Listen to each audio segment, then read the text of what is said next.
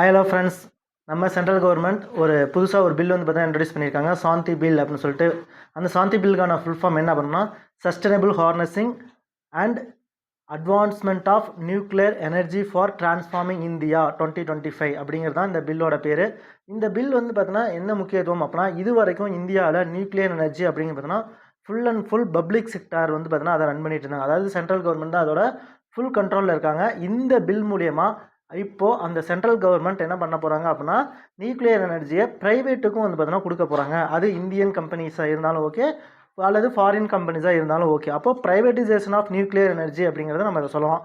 அப்போ இது வரைக்கும் 1947 இந்தியா இண்டிபெண்ட் ஆனதுலேருந்து இது வரைக்கும் கவர்மெண்ட் செக்டார்கிட்ட இருந்த அந்த நியூக்ளியர் எனர்ஜி அப்படிங்கிற அந்த டிபார்ட்மெண்ட் இப்போ என்ன பண்ண போகிறாங்க அப்படின்னா, ப்ரைவேட்டுக்கும் வந்து பார்த்தீங்கன்னா கொடுக்க போகிறாங்க அப்படிங்கிறத சொல்கிறாங்க. ஓகேவா?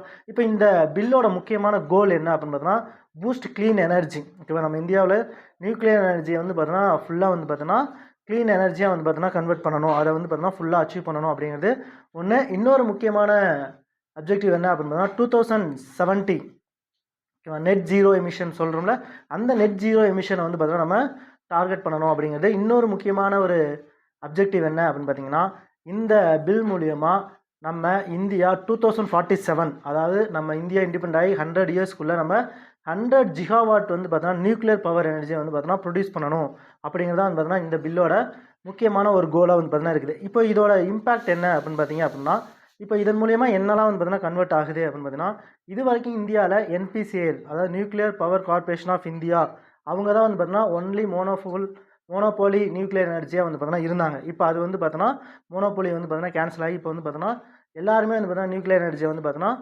ப்ரொடியூஸ் பண்ணுற அளவுக்கு வந்து பார்த்தீங்கன்னா அந்த மோனோபோலி வந்து பார்த்தீங்கன்னா டிஸ்ட்ராய் ஆக போகுது. இன்னொரு முக்கியமான விஷயம் அப்படின்னு பார்த்தீங்கன்னா, இப்போது இது வரைக்கும் அட்டாமிக் எனர்ஜி ரெகுலேட்டரி பாடி அப்படிங்கிற ஒரு அமைப்பு தான் இதை பண்ணிட்டு இருந்தாங்க. அதுக்கு ஸ்டாட்டட்டரி ரெகக்னேஷன் கிடையாது. இப்போ இந்த பில் மூலியமாக நம்ம அந்த அமைப்புக்கு ஸ்டாட்டட்டரி ரெகக்னேஷன் அப்படிங்கிறது பார்த்தீங்கன்னா கொடுத்துருக்கோம். உங்களுக்கான கொஸ்டின் என்ன அப்படின்னு பார்த்தீங்கன்னா, என்பிசிஐஎல் அதோட ஹெட் குவார்ட்டர்ஸ் எங்கே இருக்குதுன்னு வந்து பார்த்தீங்கன்னா கமெண்ட் பாக்ஸில் கமெண்ட் பண்ணுங்கள்.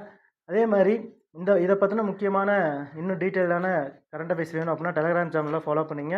மறக்காமல் வீடியோ லைக் பண்ணிவிட்டு உங்கள் ஃப்ரெண்ட்ஸுக்கு எல்லாருக்கும் ஷேர் பண்ணுங்கள். சேனலை மறக்காமல் சப்ஸ்கிரைப் பண்ணிடுங்க. தேங்க்யூ.